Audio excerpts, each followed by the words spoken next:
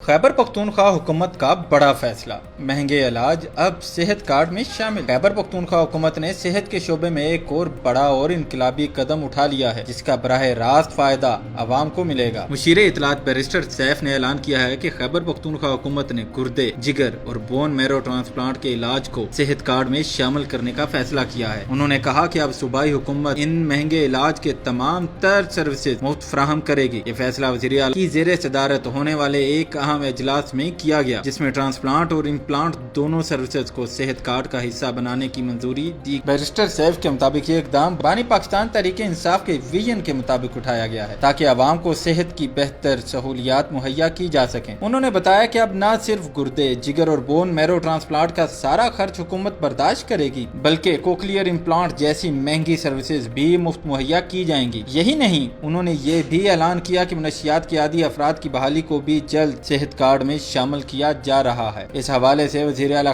خیبر پختونخوا نے محکمہ صحت کو ضروری ہدایات جاری کر دی ہیں۔ اس کے علاوہ بیرسٹر سیف نے بتایا کہ صوبائی حکومت نے کینابیس پلانٹ کے استعمال سے متعلق بھی قواعد کی منظوری دے دی ہے، جو کہ تحقیق، علاج اور صنعتی مقاصد کے لیے استعمال کیا جائے گا۔ یہ اقدامات نہ صرف صحت کے شعبے میں بہتری لائیں گے، بلکہ غریب اور مستحق افراد کے لیے زندگی آسان بنائیں گے۔